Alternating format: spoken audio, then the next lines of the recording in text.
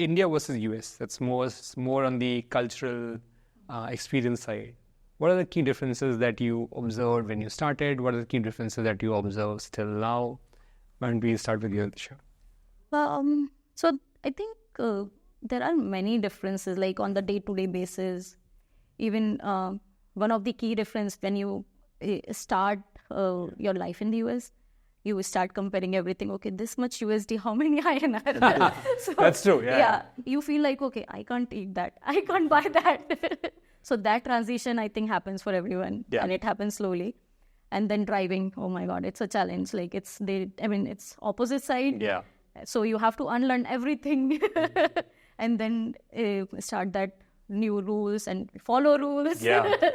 Drive in a lane, don't honk, all those things. Yes. And I think I feel like there is, because there is like more work-life balance. Yeah. So that shows in the culture, like, people take time to develop their personal identity or hobbies and all. So that was really big plus for me. Yeah.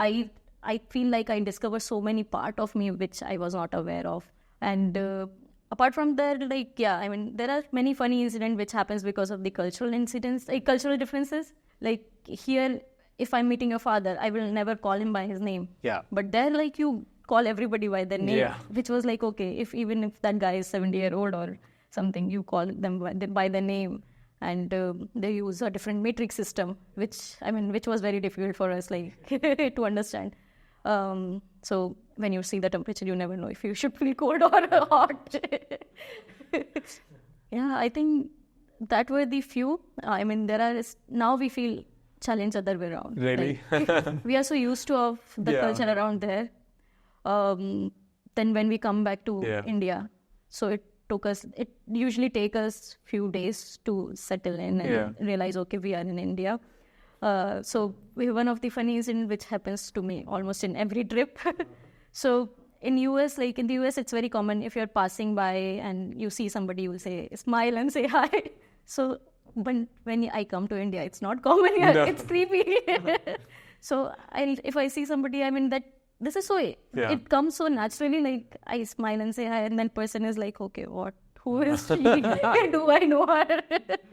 So it's like now we are seeing the flip side of it. Yeah, very interesting. Yeah. Any incidents that either of you recall, anything that you recall, Hoshang, that happened and you felt was... Yeah, the most funny one was, for me, was when I bought an ice cream and they were telling me the amount to pay, and it was like $357, and I was like, oh wow, that ice cream is really expensive. Like, I can't pay $357, but they say the dollar amount first, which is like 3, and then 57 is the cents. They just don't say point or whatever. Yeah. So that was one funny incident for me, in the very first days in Pittsburgh. Yeah.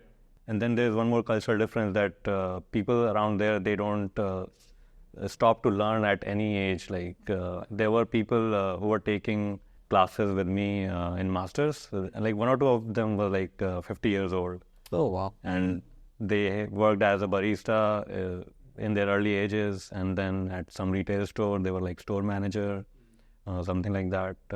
And then they were shifting to a tech career. They were learning programming, or I think maybe product management, something like that. So it was a mixed bag in my master's course. But that was a really inspirational thing that I thought, everyone there, they want to learn, and they don't see that age is a problem there for learning anything new. So that's a good segue into the next thing that I wanted to ask about. And this is regarding, the media likes to highlight negative incidents, and perhaps that's what's happening. But you hear a lot about racial inequality, discrimination happening in the States. Is that something that you guys have observed in person as well? And what is your take on it? Is that something that students should be worried about?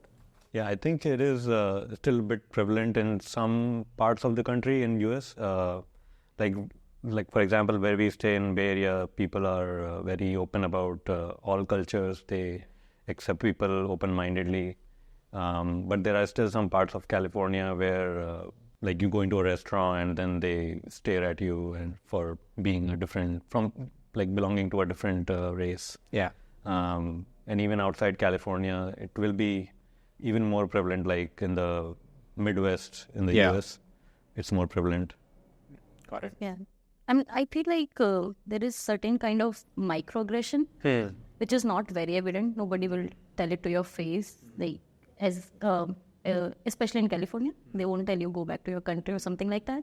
But sometimes it's like you feel a certain microaggression or something they say indirectly, which you won't understand or you can't protest at that point of the time because it's not direct. Like, but I mean, if you read into it, then definitely it's indicating some type of inequality or, I mean, thankfully it's not much in our area because there are a lot many the Indian community in Bay Area is very strong and most of the leadership in tech world has a lot of Indian representation. So that gives some advantage, but we travel a lot and then we have been to places where we go to a grocery store or go to a restaurant and people turn their head around and we feel singled out or, we feel like a little bit uncomfortable. So it happens. And one more thing is like many times it happens, I mean, you read so much about it in news and in media and many times like people might not intend, but something happens and you don't know why it happened. So you start feeling that way. So that is also some difficulty we both deal with. Like something happened, we don't know if it's because of racial inequality, but something happened. So and how do you use, because you spoke about the positives or the qualities that your choice to move to the US, study there, work there, settle there has resulted in, and then there's this negative side. Like, how should the audience, the students, the aspirants think about it in balance? And you take the good with the bad, and how do you manage the bad? What's sort of your summary on this balancing act? I think you have to be very cautious and self-aware. What is affecting you more, and then choose your path accordingly. Like, we don't feel comfortable going to Midwest or working there. Like, we feel very comfortable being in California because of these reasons, like safety. Of course, that is the foremost concern for anybody. And then, I mean, we enjoy or celebrate diversity, but at the same time, we want to be respected and protected all the time. So we have been very careful in choosing where we live, where we work. And I mean, it takes some effort and some self-awareness also. Like, you should know like what is making you uncomfortable. So it's been a journey, and I mean, it depends. Like, personally, what do you want? So when you take if you get these things right, then, and you don't see it on day-to-day basis, it's happening once in a while, like, so it doesn't bother that much. And that has been the case for us.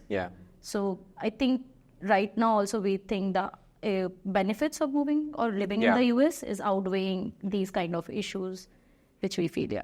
Got it. So look at your own situation essentially as the advice. And there are certain areas which are generally where the balance is clearly on the good side. And so maybe that's one way to avoid that. If you face this, if the audience ends up facing this in their own experience. And like all these things makes you connect like with your culture or with your community even more. Like, I mean.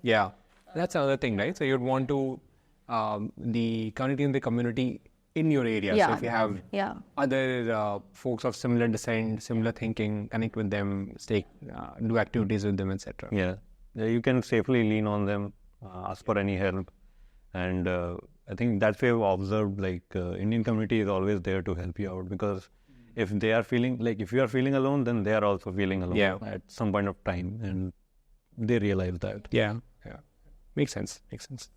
Right. So, let's see. So you mentioned cultural differences. So is there a recent experience that you remember, or is more of this in the past? You mentioned that now it's coming the other way around as well.